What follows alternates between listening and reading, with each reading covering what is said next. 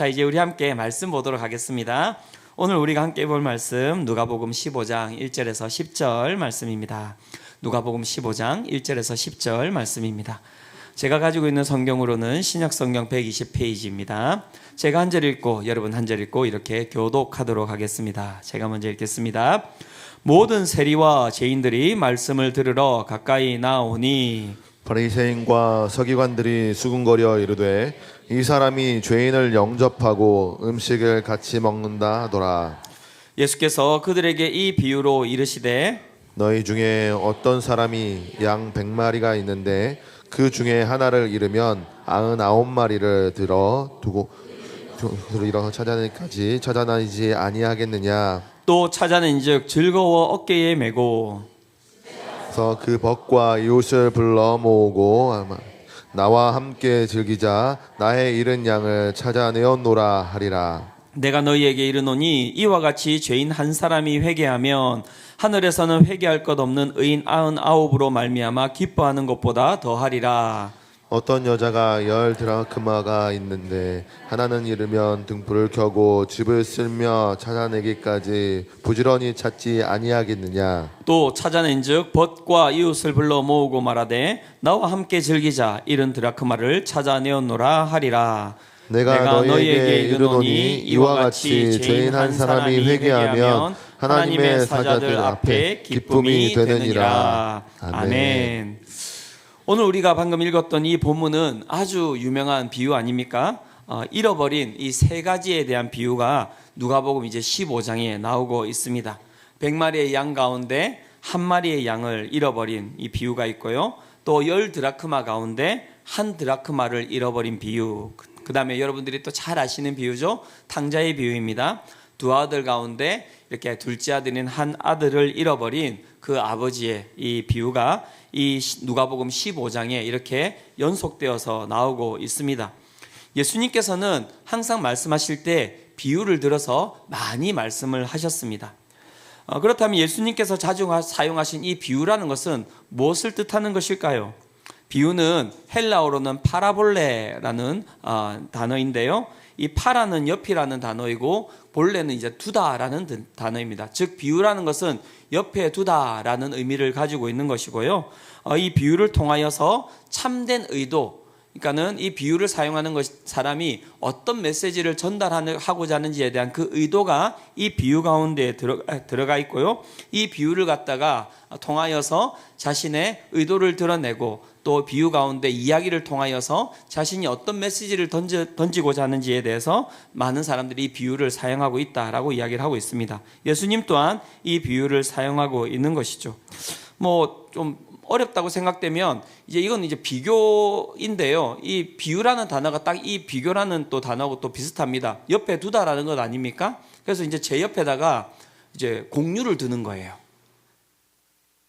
네, 그러면 누구를 두지? 공유는 모르니까 현빈? 예, 현빈을 두면은 현빈을 둔다는 것이 무엇을 뜻하겠습니까? 여기 딱 제 옆에다 두면 옆에 둬서 어떤 의도가 딱 드러나는 것입니까? 제가 현빈보다 어떻다? 예, 맞습니다. 잘생겼다. 아유, 그 답을 일부의 때는 듣고 싶었는데 아무도 이야기 안 해주더라고요. 마음이 상했어요. 제 메시지를 정확하게 파악을 이제 우리 이분은 잘하고 계시는 것 같습니다. 이게 이제 비교인데요. 실제 이제 비유는 이제 그런 의미를 가지고 있는 거예요. 비유를 갖다가 드러내므로 말미암아 그 이야기를 이제 전개함으로 말미암아 그 비유를 통하여서 전달하는 사람의 이 메시지가 무엇인지가 정확하게 전달되도록 만들어 놓는 것이 이 비유라고 이야기를 할 수가 있는 것이죠.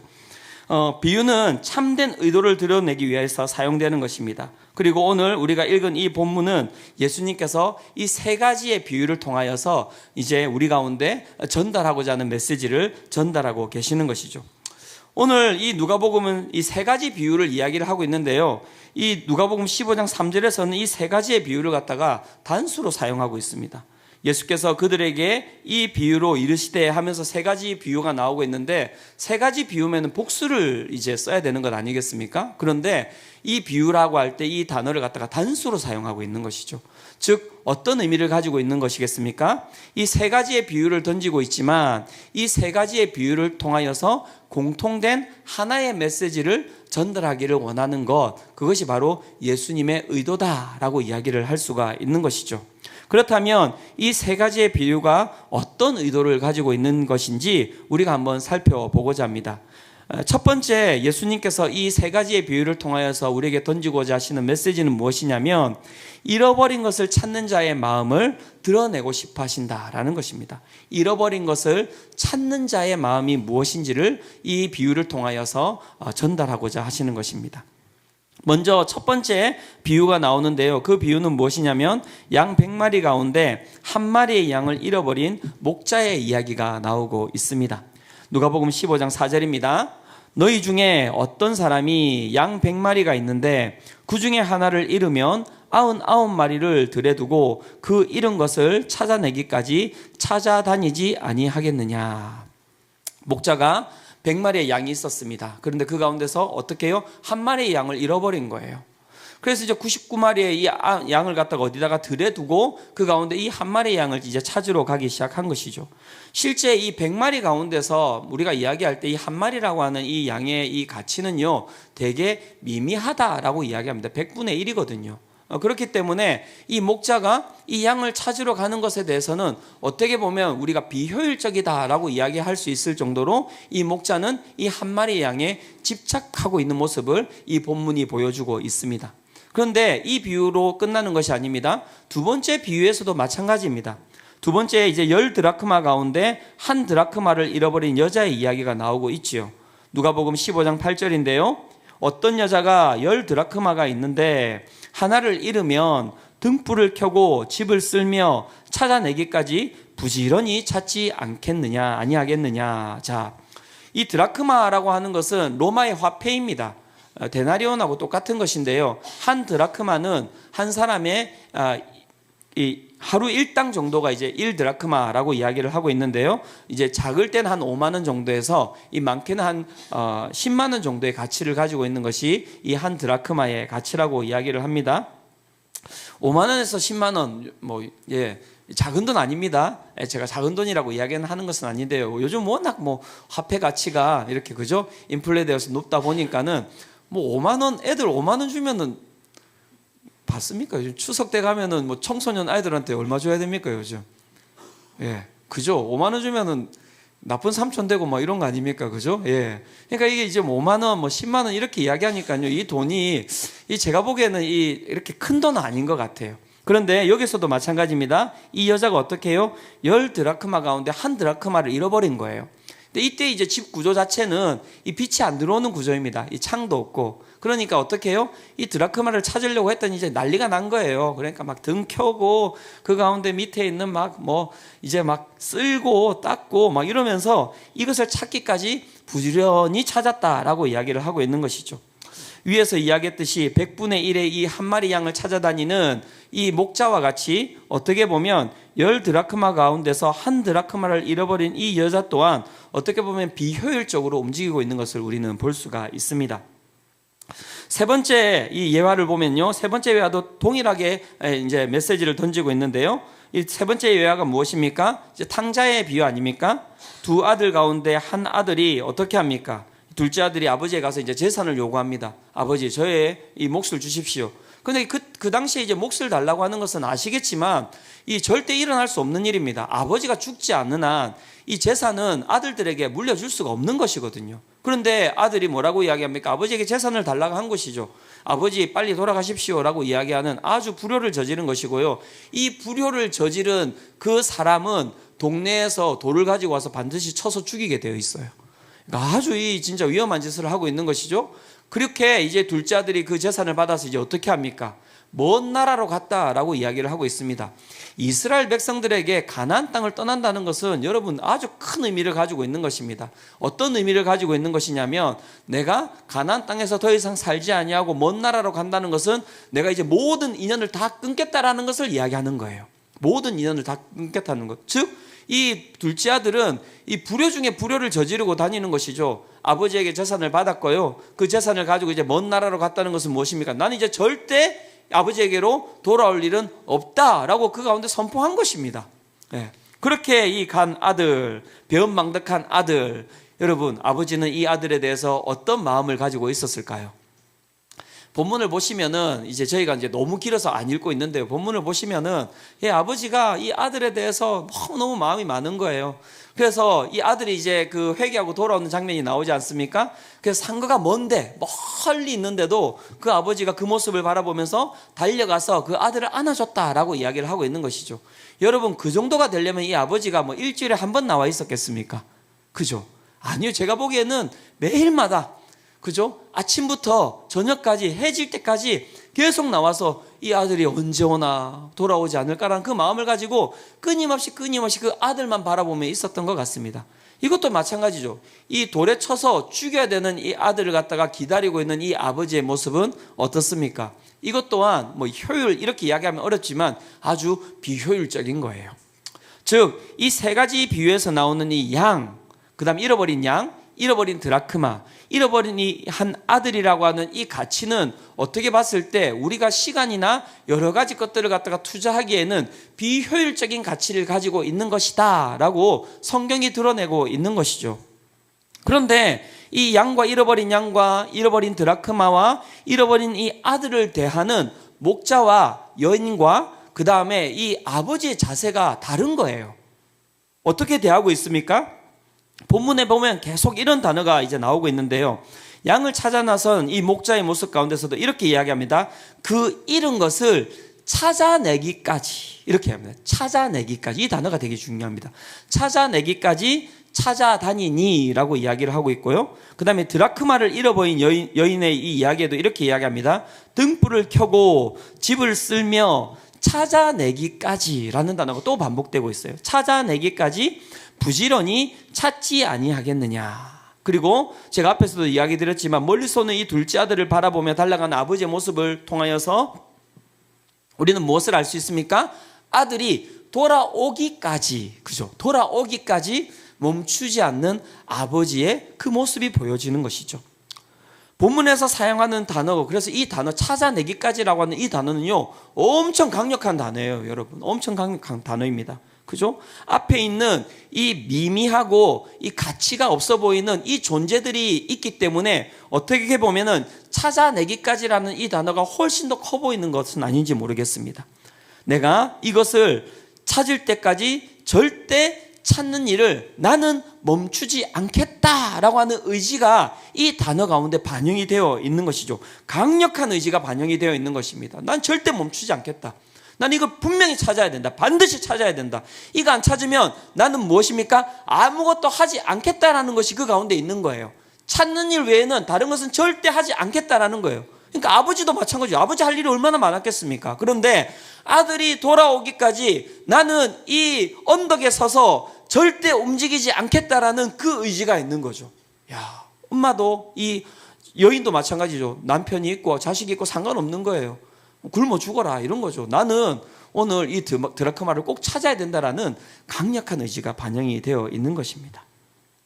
이 메시지를 통하여서, 이 비유를 통해서 그래서 예수님 우리에게 무엇을 전달하고자 하시는 것일까요? 이 찾아내기까지라고 하는 이 강력한 단어를 통하여서 우리에게 어떤 메시지를 전달하고자 하시는 것일까요? 다른 거 없습니다. 우리의 영혼의 이 존재, 우리의 이 삶의 존재와 상관없이, 그 가치와 상관없이 하나님께서는 잃어버린 영혼, 자신으로부터 떠난 영혼을 간절히 찾기를 원하신다라는 그 메시지를 이 비유를 통해서 전달하고 계시는 거예요. 오늘 예배에는 나와 있지만 오늘 마음이 하나님으로부터 멀리 떨어진 분 계시죠? 아유, 무섭습니다. 하나님이 막 무섭게 찾아가실 거예요. 어디 있지 내 드라크마? 어디 있지 내 양? 어디 있지 내 아들? 예, 오늘 이 예배를 통하여서 정말 그 강력한 의지를 가지고 그 잃어버린 그 영혼을 찾아다니시는 그 하나님을 우리 모든 성도님들이 만나시기를 축원합니다. 만나시기를 축원합니다. 예, 그게 여러분 예배를 드리는 이유 아닙니까? 다른 거 없어요. 정말 나를 향하여서 막 n분의 1이 아니잖아요. 그 1, 그 전부예요. 전부. 그 전부를 향하여서 달려가시는 주님, 찾기 위해서 몸부림치시는 주님, 그 하나님을 만날 때 그 가운데 우리의 삶에 은혜가 있는 것이고요, 그 삶에 축복이 있는 것이다라고 예수님께서 이 비유를 통해서 말씀하고 계시는 것이죠. 두 번째, 우리는 이 비유가 던지는 이 공통적인 메시지가 무엇인지를 살펴봐야 될 텐데요. 두 번째 메시지는 무엇이냐면, 잃어버린 것이 제자리에 돌아왔을 때의 그 기쁨을 갖다가 전달하고자 하시는 것입니다. 두 번째, 이 세 가지의 비유를 통하여서 예수님께서 우리에게 전달하시고자 하시는 의도는 무엇이냐면, 잃어버린 것이 제자리로 돌아왔을 때의 기쁨이 무엇인지를 우리 가운데 보여주고 싶어 하신다는 것입니다.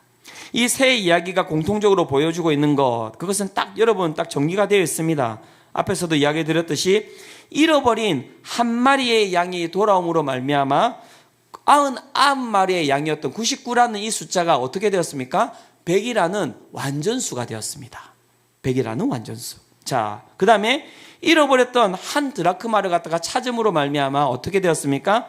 9개의 드라크마라고 이야기하는 이 9라는 숫자가 10이라고 이야기하는 완전수가 되었어요.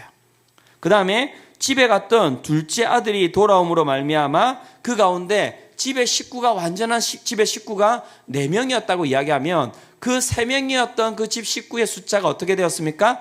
4명이라는 완전한 식구의 숫자가 갖추어지게 되었다라고 이 비유가 이야기를 하고 있습니다. 이 세 가지가 보여주는 것은 무엇이냐면, 잃어버리는 것이 제자리로 다시 돌아올 때 그 가운데 완전함을 이루게 된다라는 것을 우리 가운데 전달하고 있습니다. 이렇게 이야기하니까 이것이 왜 기쁨이 되는지 잘 모르시겠죠. 그래서 이제 예를 생각해 봤는데요. 뭐 이런 거예요. 여러분 그 퍼즐 이렇게 해보셨습니까? 퍼즐 몇 개 가지고 퍼즐 해보셨습니까? 10개? 요즘 보니까는 퍼즐 엄청나더라고요. 뭐 100개짜리 퍼즐 있고요. 그 다음에 막 1000개짜리 퍼즐 있고, 10,000개짜리 혹시 퍼즐 해보신 분? 예, 그건 도전하기도 쉽지가 않은 것 같습니다. 예, 그 퍼즐이 있는데요. 여러분, 정말 그 10,000피스짜리 퍼즐을 내가 샀어요. 10,000피스짜리 퍼즐을 사가지고 막 퍼즐을 갖다가 막 진짜 일주일 내내 그것을 맞추고 있는데 나중에 딱 갔는데, 끝에 갔는데 하나가 없는 거예요. 한 피스가 없는 거예요. 여러분, 어떻게 하시겠습니까, 그러면? 이제 이 10,000피스짜리 퍼즐을 갖다 버리고 새로운 퍼즐을 사야 되는 겁니까? 아니면 어떻게? 그때 이제 난리 나지 않습니까? 왜요? 이 한 피스가 없으면은 9,999개의 피스가 있다 하더라도 이 퍼즐이 완성된 겁니까? 완성되지 않은 것입니까? 완성되지 않은 거예요. 그럼 이제 어떻게 됩니까? 여보, 청소기 돌리면 안 돼. 청소기 돌리다가 어떤 일이 일어날 수 있습니까? 그 한 개 퍼즐이 빨려 들어가면 끝나는 거예요. 그러니까 막 청소기 돌리지 마 막 하면서 이제 좋은 온 구석을 찾아다니겠죠. 이걸 찾을 때까지 내 마음이 안정이 안 될 겁니다. 불안할 겁니다. 다른 것이 아니라 이 이야기를 하고 있는 거예요. 양 한 마리가 사라짐으로 말미암아 그 가운데 99마리는 완전함이라는 것을 잃어버리게 된 거예요.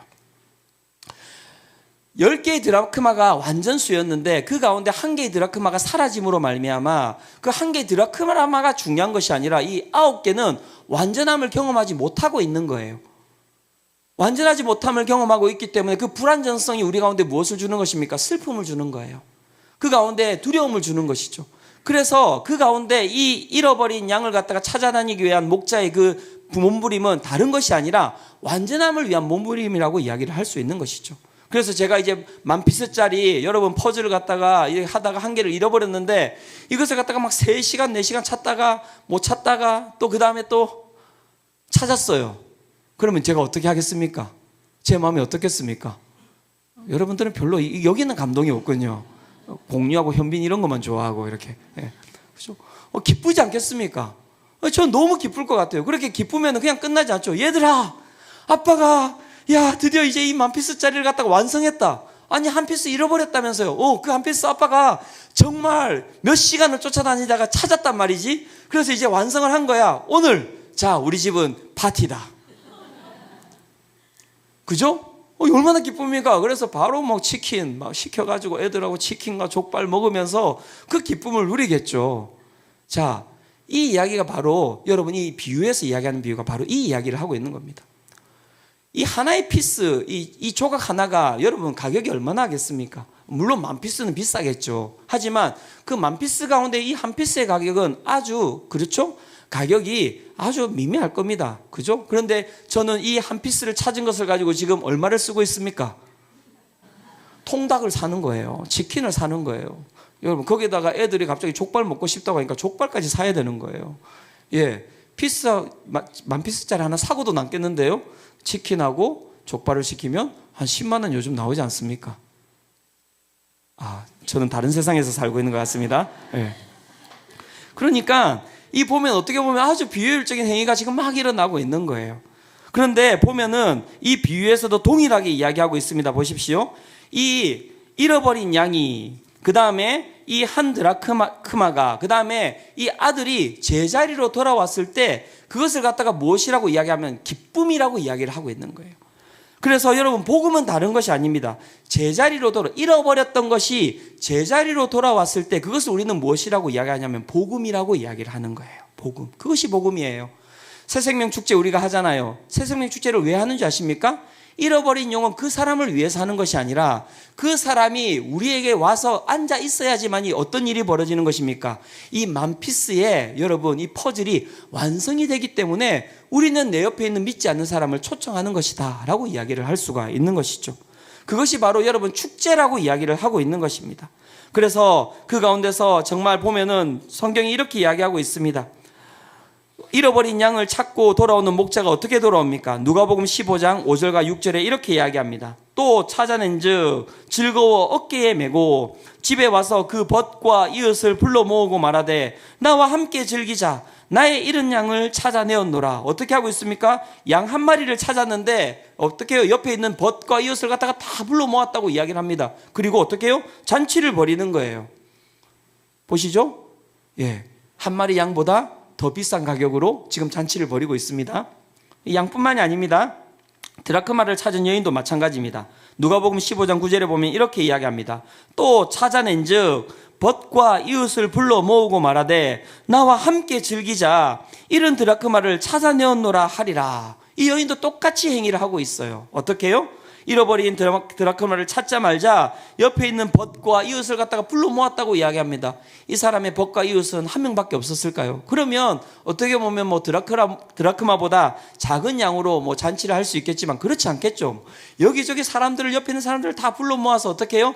야, 내가 이것을 찾았어. 너무 행복해. 우리 함께 잔치를 벌이면 어떨까 하고 잔치를 벌이고 있는 거예요. 5만 원 찾아놓고 지금 100만 원을 쓰고 있는 거예요, 여러분. 그 다음에 여러분, 이 아버지도 마찬가지입니다. 아들이 왔더니 어떤 일이 벌어지고 있습니까? 누가복음 15장 20절입니다.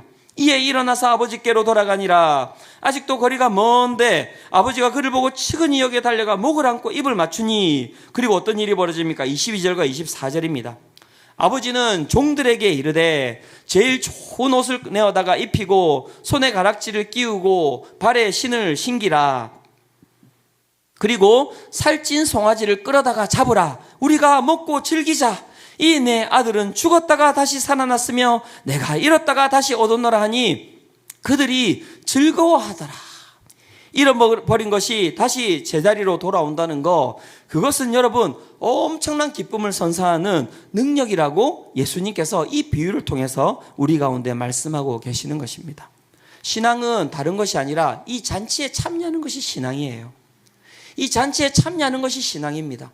하나님의 그 잃어버린 양들을 찾아오시는 그 모습을 바라보면서 함께 그 가운데 기뻐하고 함께 즐거워하면서 그 잔치에서 기쁨을 누리는 것이 신앙이라고 이야기를 할 수가 있는 것이죠. 사랑하는 성도 여러분, 그 기쁨을 함께 누리시기를 축원합니다. 자, 여기까지 이제 우리가 비유에 대해서 살펴봤어요. 이 비유가 가지고 있는 의미가 무엇인지. 첫 번째는 무엇입니까? 잃어버린 그것에 대해서 찾으러 다니는 그 사람의 마음이 어떠한 마음인지 정말 간절한 마음으로 그가 다니고 있다라는 모습을 우리가 살펴봤고요. 두 번째 의미는 무엇입니까? 그 잃어버린 것이 제자리로 돌아왔을 때 그 기쁨은 우리가 가지고 있는 상상을 넘어서는 너무너무 큰 기쁨과 즐거움이다라고 이야기를 하고 있는 것이죠. 그런데 여기에서 여러분 빠져 있는 게 있습니다. 여기에서 빠져 있는 게 있어요. 뭐가 빠져 있는지 아십니까? 제가 너무 이럴 때가 너무 저는 기뻐요. 야, 이렇게 하고 그냥 빡 단에서 내려갔으면 좋겠다 이런 생각이 항상 들거든요. 다음 주에 뵙겠습니다. 이렇게. 예. 예. 뭐가 빠졌는지 아십니까? 비유라고 하는 것은 누군가에게 여러분 전달되는 것이죠. 누군가 들어야 되는 것이죠. 그래서 어떤 사람이 듣느냐가 이 비유가 가지고 있는 핵심적인 부분이거든요. 지금 이 비유는 누구에게 전달되고 있는 것입니까? 어떤 사람이 이 비유를 듣고 있는 것일까요? 이게 되게 중요해요. 왜냐하면 대부분 우리는 이 비유를 갖다가 어디에다 쓰고 있습니까? 하나님을 믿지 않는 사람들에게 이 비유를 설명해 주고, 하나님께서 당신을 기다리신다고, 이 비유를 설명해 주면서 하나님께서 당신을 사랑하신다고, 그러니까 빨리 하나님 품으로 돌아오라고, 이렇게 우리는 이 비유를 가지고 믿지 않는 사람들에게 설명을 하거든요. 그런데 그렇지 않은 거예요. 이 비유가, 이 세 가지의 비유가 동일한 구조로 되어 있습니다. 잃어버렸다, 찾았다. 드라크마를 잃어버렸다, 드라크마를 찾았다. 아들을 잃어버렸다, 아들을 찾았다. 그렇게 하고 다 동일한 이렇게 비유로 이렇게 진행이 되는데요. 구조로 되어 있는데요. 마지막 이 탕자의 비유가 이 앞에 있는 두 비유와 다른 구조를 가지고 있어요. 마지막에 또 다른 하나의 이야기가 등장하고 있는데, 여러분 어떤 이야기가 등장하는지 아십니까? 어떤 이야기가 탕자의 비유 마지막에 나오죠? 예, 여러분 똑같은 비유라고 한다면 둘째 아들이 와서 그 가운데 기뻐하고 잔치를 벌이고 이 모든 상황이 끝이 나야 돼요. 그런데 끝이 나는 게 아니라 마지막에 하나가 더 붙어 있는 거예요. 그죠? 어떤 게 붙어 있습니까? 맏아들에 대한 이 비유가 그게 붙어 있는 거예요. 즉 이 비유는 누구에게 대한 비유인지 아십니까? 이 맏아들이라고 하는 자에게 주고자 하는 비유다라고 이것을, 이 본문을 설명하고 있는 것입니다. 맏아들의 이야기가 누가복음 15장 25절에서 30절의 이야기가 있는데요. 이 부분은 좀 길지만 우리 같이 한번 읽어보도록 하겠습니다. 자, 시작. 맏아들은 밭에 있다가 돌아와 집에 가까이 왔을 때에 풍악과 춤추는 소리를 듣고 한 종을 불러 이 무슨 일인가 물은데 대답하되 당신의 동생이 돌아왔음에 당신의 아버지가 건강한 그를 다시 맞아들이게 됨으로 인하여 살찐 송아지를 잡았나이다 하니, 그가 노하여 들어가고자 하지 아니하거늘 아버지가 나와서 권한대 아버지께 대답하여 이르되 내가 여러 해 아버지를 섬겨 명을 어김이 없거늘 내게는 염소 새끼라도 주어 나와 내 벗으로 즐기게 하신 일이 없더니 아버지의 살림을 창녀들과 함께 삼켜버린 이 아들이 돌아오매 이를 위하여 살찐 송아지를 잡으셨나이다. 자, 지금 어떤 이야기가 나오고 있습니까? 잃어버린 아들에 대한 아버지의 그 간절한 마음, 그 다음에 그 잃어버린 아들이 돌아와 제자리를 찾았을 때 그 말로 형언할 수 없는 그 기쁨, 그 가운데 이제 첫째 아들이 등장을 한 거예요. 근데 첫째 아들이 딱 등장하면서 어떻게 반응하고 있습니까? 와우, 아버지 드디어 동생이 돌아왔네요. 너무 기쁩니다. 이야, 정말 이런 행복함이 있나. 이렇게 잡아서는 안 되죠. 5마리 더 잡아야죠. 뭐 이렇게 반응하고 있습니까? 아니죠. 어떻게 반응하고 있습니까? 분노하고 있네요. 분노. 아버지, 저 인간이 창녀들과 함께 놀아버린 인간인데, 우리가 가지고 있는 재산을 갖다가 반토막 내버린 인간인데 저 인간한테 지금 뭐 하고 있는 겁니까? 분노하고 있는 거예요. 시기하고 있는 거예요. 예수님께서 이 비유를 갖다가 등장시킨 가장 큰 이유는 무엇이냐면, 오늘 이 잔치에 반응하지 못하고 있는 이 맏아들을 위해서입니다. 근데 이 맏아들이 어디에 나오는지 아십니까? 오늘 우리가 읽었던 본문 이 전반부에 나오고 있습니다. 누가복음 15장 1절과 2절인데요. 이렇게 나오고 있습니다. 1절입니다. 모든 세리와 죄인들이 말씀을 들으러 가까이 나오니, 세리와 죄인들이 여러분 그 가운데서 하나님께 버림받은 자들 아닙니까? 그 자들이 예수님을 만나고 기뻐하기 시작했어요. 말씀을 듣고 즐거워하기 시작했어요. 잃어버린 양들이 정말 그 예수님의 품으로 돌아가는 일들이 벌어지게 된 거예요. 주님, 저를 갖다가 안아주셔서 감사합니다. 나는 죄인인데 나를 붙들어 주셔서 감사합니다. 나에게 찾아와 주셔서 감사합니다. 그 간절함으로 나의 손을 붙잡아 주셔서 감사합니다라고 그렇게 돌아가고 있는 모습이 보이는 거예요. 그런데 그 가운데 2절에 뭐라고 이야기합니까? 바리새인과 서기관들이 수군거려 이르되 이 사람이 죄인을 영접하고 음식을 같이 먹는다 하더라. 여기서 수군거리다라고 이 단어가 나오는데요. 이 수군거리다라는 게 수군수군 소군소군 이런 단어가 아니에요. 이 수군거리다라는 단어는 무엇이냐면 큰 소리로 불평하다라는 단어입니다. 그러니까 여러분, 죄인들과 이렇게 막 와가지고 예수님이 잔치를 벌이고 있는데 옆에서 바리새인과 지금 서기관들이 어떻게 하고 있는지 아십니까? 아니, 죄인들하고 그렇게 같이 음식을 드시면 안 되죠. 어떻게 세리들하고 같이 앉아 있습니까? 그거는 있으면 안 되는 일입니다. 선생이라고 하는 자가 당신의 가치를 잘 지켜야지 어떻게 세리와 어떻게 죄인들과 함께 앉아 있는 것입니까? 라고 여러분, 옆에 있는 그 바리새인과 서기관들이 이렇게 큰 소리로 계속해서 이야기를 하고 있는 거예요.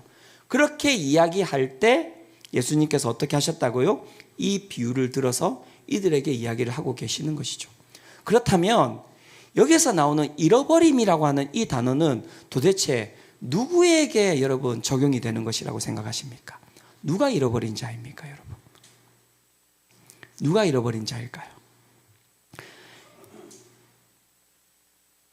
한 마리의 잃어버린 어린 양이 잃어버린 자입니까? 한 데나리온이 잃어버린 것일까요? 아니면 둘째 아들이 잃어버린 것일까요? 그렇지 않습니다. 여기에서 잃어버린 자는 누구냐면 바로 99마리의 양인 거예요. 왜 우리만 놔두고 한 마리 그 찾으러 가요? 매 이렇게. 예. 그 한 마리. 99마리가 매 하면서 막 목자한테 불평을 하고 있는 거죠. 그 다음에 9개의 데나리오 드라크마가 불평을 하고 있는 거예요.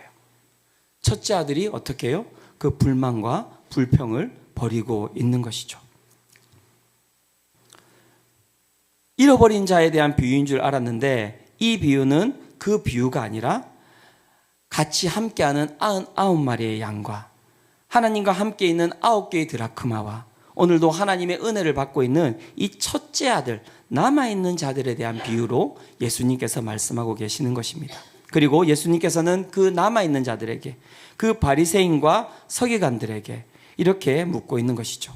잃어버린 자가 누구냐라고 묻고 있는 것입니다. 제자리를 찾지 못하는 자가 누구냐라고 묻고 계시는 것입니다. 사랑하는 성도 여러분, 누구입니까? 그 제자리를 찾고 있지 못하는 자가 누구입니까? 그 하나님의 은혜 가운데 거하지 못하는 자가 누구입니까?